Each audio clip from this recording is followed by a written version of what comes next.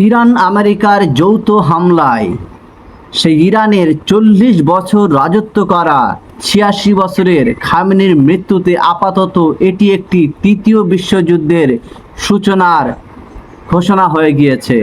দর্শক, ইতিমধ্যেই খামেনির মৃত্যুতে এমনভাবে, বিশেষ করে সেই ইরানের তেহরানে, এটা এতটাই মারাত্মক এবং ভয়ঙ্কর পরিস্থিতির দিকে আগিয়েছে যে এই পরিস্থিতি সামাল দিতে ইতিমধ্যে একেবারে নাকুনি চুবুনি খাচ্ছে সে ইসরায়েল এবং ইউনাইটেড স্টেট অফ আমেরিকা। কারণ আমরা ইতিমধ্যেই লক্ষ্য করেছি ইসরায়েল এবং আমেরিকার যে হামলা চালিয়ে যাচ্ছে, আর সেই হামলায় যেভাবে ইরানের সেই সুপ্রিম লিডার খামেনির মৃত্যুতে একের পর এক যেভাবে দাবানলের বোমা বর্ষণ করছে ইরান পাল্টা জবাবে সেই ইসরায়েল এবং আমেরিকার বিরুদ্ধে। এবং ইতিমধ্যে প্রায় বিগত দিন 14টি মার্কিন সেনাঘাঁটি একের পর এক উড়িয়ে দিল সেই ইরানের দাপুটে সব মিসাইল। তার থেকে বড় কথা এবং গুরুত্বপূর্ণ খবর যে বিষয় নিয়ে আপাতত রবির কণ্ঠ ইউটিউব চ্যানেলের পক্ষ থেকে কথা বলছি। দর্শক, আমি রবি। আজকের যে বিষয়টি নিয়ে আমি আপনাদের সামনে কথা বলবো, ইসরায়েল এবং আমেরিকার যৌথ হামলায় যেভাবে ইরানের সুপ্রিম লিডার খামেনির মৃত্যুতে কিন্তু কোনো মতেই এই বিষয়টি মেনে নিতে পারছে না আপাতত ইরানের নাগরিকেরা। এবং ইতিমধ্যে সেই খামেনির মৃত্যুতে রাষ্ট্রীয় 40 দিনের শোকাহাতের মধ্যে গুরুত্বপূর্ণ একটা ভূমিকা পালন করছে ইতিমধ্যে ইরান এবং ইরানের নৌসেনা বিশেষ করে, এবং তার পাশাপাশি রয়েছে সেই ইরানের রেভলিউশনারি গার্ডের কমান্ডার ইন চিফের উপদেষ্টা ইব্রাহিম জাবারি গুরুত্বপূর্ণ একটা ভূমিকা পালন করেছে।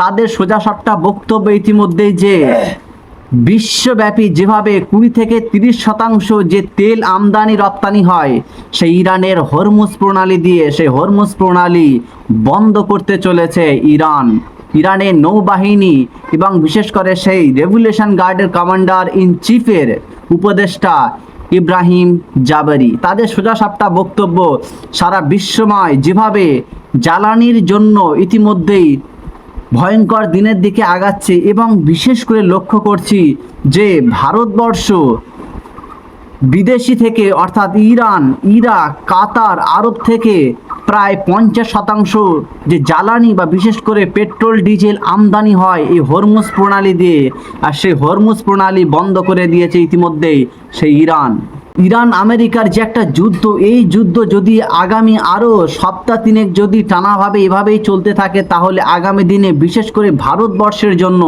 জ্বালানির জন্য বড় একটা ভয়ঙ্কর দিকে এগোচ্ছে বিশেষ করে ভারতবর্ষের আম নাগরিকেরা।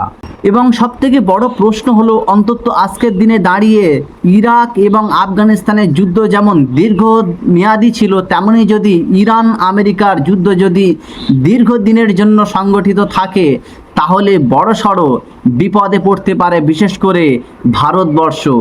কারণ স্পষ্টভাবে বলা হচ্ছে যে সৌদি আরব, কাতার, ইরাক, ইরান, রাশিয়া থেকে যে 50% ডিজেল পেট্রোল আমাদের দেশে আমদানি করা হয়, তা যদি হরমুজ প্রণালী সত্যিই বন্ধ করে দেয় ইরান, তাহলে কিভাবে সে আমদানি করবে মোদিবাবু।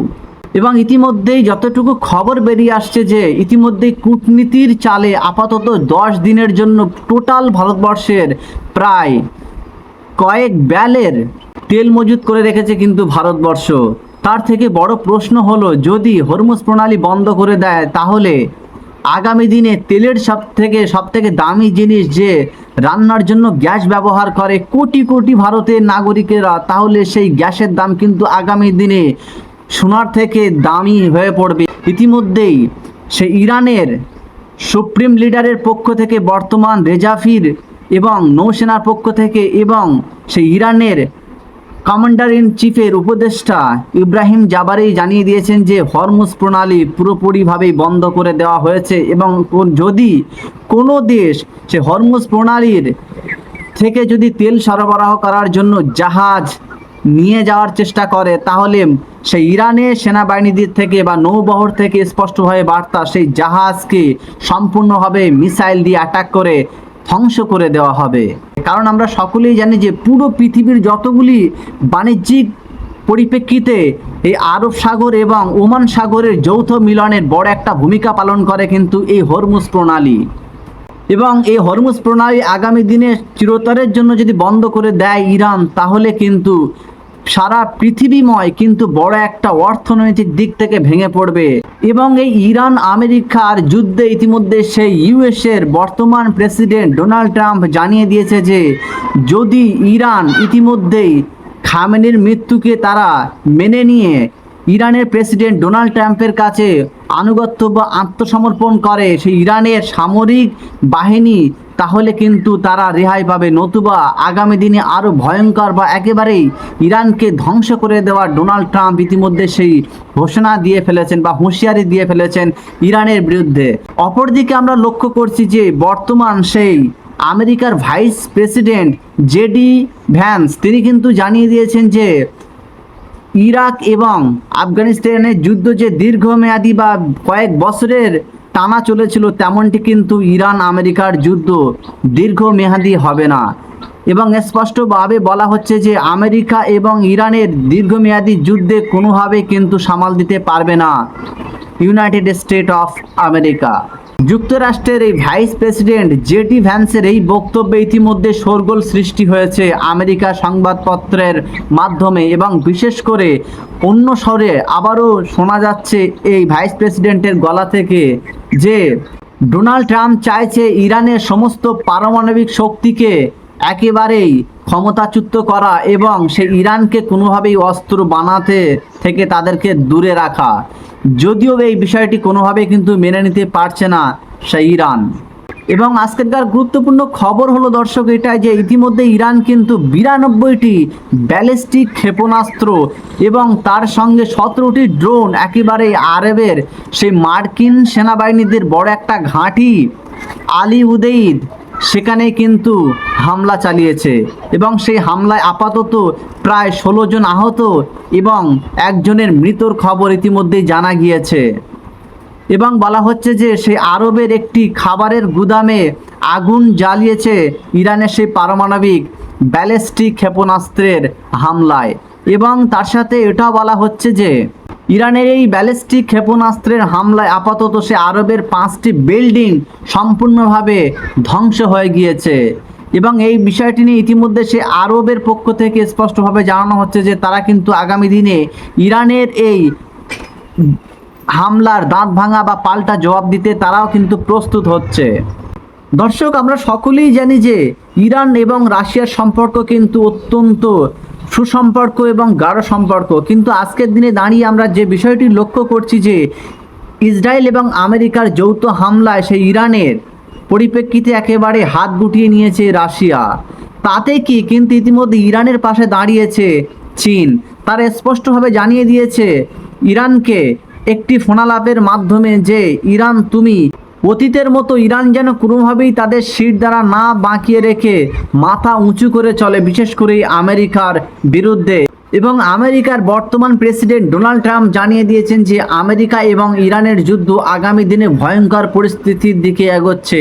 তার পাল্টা জবাবে আমেরিকার বিরুদ্ধে ইতিমধ্যেই ইরান জানিয়ে দিয়েছে যে ইরানের কাছে আপাতত যা মিসাইল তারা মজুত করে রেখেছে আগামী 10 বছরের জন্য, যদি প্রত্যেক দিন তারা 200টি করে মিসাইল তারা আকাশে ছোড়ে, এখনও 10 বছর তারা কিন্তু এই যুদ্ধ কিন্তু একটানা জারি রাখতে পারে। এবং এই বক্তব্য শোনার পরে কিন্তু একেবারে রাতারাতি ঘুম উড়ল বিশেষ করে ইসরায়েল এবং আমেরিকার। এবং আমেরিকার সেই বিদেশমন্ত্রী তিনি লাইভ কনফারেন্স করে স্পষ্টভাবে জানিয়ে দিয়েছে যে আমেরিকা যতই হুঙ্কার ছাড়ুক না কেন তারা কিন্তু কোনোভাবেই ইরানের সঙ্গে অতপ্রতভাবে যুদ্ধে জড়ানোর জন্য কোনো মতেই তারা প্রস্তুত ছিল না। এবং সেদিন যে ঘটনাটি ঘটলো, ইসরায়েল যেভাবে ইরানের সঙ্গে যুদ্ধে জড়িয়ে পড়েছে, সেই জন্য কিন্তু আমেরিকা ইসরায়েলের সঙ্গে যৌথ হামলায় জড়িয়ে পড়েছিলেন ইরানের বিরুদ্ধে। এবং সেই যুদ্ধে কিন্তু আমরা লক্ষ্য করলাম বা হামলায় ইরানের সুপ্রিম লিডার সেই 44 বছরে রাজত্ব করা 86 বছরের থুত্তুরে খামেনি কিন্তু প্রাণ হারিয়েছেন। এবং সেই আমেরিকার বৈদেশিক মন্ত্রী তিনি এটাও জানিয়ে দিয়েছেন যে পাল্টা যদি ইরান আবারও আমেরিকার বিরুদ্ধে যুদ্ধ ঘোষণা করে বা পাল্টা জবাব দেয় মিসাইল আক্রমণে, বর্ষার মতো তাদের রাফায়েল আক্রমণে, ড্রোন আক্রমণে, সেই জন্য ভয় পেয়ে কিন্তু আমেরিকা আবারও পাল্টা মিসাইল ছুড়লেন একেবারে ইরানের আকাশে। এবং এই ঘটনাটি আপাতত গুরুত্বপূর্ণ ভূমিকা পালন করছে এবং ইতিমধ্যে আমরা লক্ষ্য করছি যে ইরান, আমেরিকা এবং ইসরায়েলের যুদ্ধে আপাতত বিশ্বব্যাপী তৃতীয় বিশ্বের যুদ্ধে কিন্তু জড়িয়ে পড়েছে। প্রিয় দর্শক, আজকের গুরুত্বপূর্ণ ভিডিওটি আমি এখানেই শেষ করছি। আবারও আমাদের দেখা হবে নতুন একটি গুরুত্বপূর্ণ ভিডিওয়। সেখানে আমি আপনাদের সামনে তুলে ধরার চেষ্টা করব ইতিমধ্যেই আমেরিকা এবং ইসরায়েলকে দাঁত ভাঙা জবাব দেওয়ার জন্য চীন এবং রাশিয়ার কাছ থেকে কত বড় বড় রাফায়েল থেকে শুরু করে পারমাণবিক শক্তি এবং বিশেষ করে দাপুটে সব মিসাইল, যেসব মিসাইলের রেঞ্জ 100 কিলোমিটার থেকে 3000 কিলোমিটার অবধি, সেই সব মিসাইল কিন্তু ইতিমধ্যেই ক্রয় করেছে বা আমদানি করেছে। তার একটা লিস্ট আমি আপনাদের সামনে ভিডিও আকারে তুলে ধরার চেষ্টা করব। আর সেই ভিডিওটি দেখার জন্য এখনই সাবস্ক্রাইব করুন আপনাদের প্রিয় চ্যানেল রবির কণ্ঠ।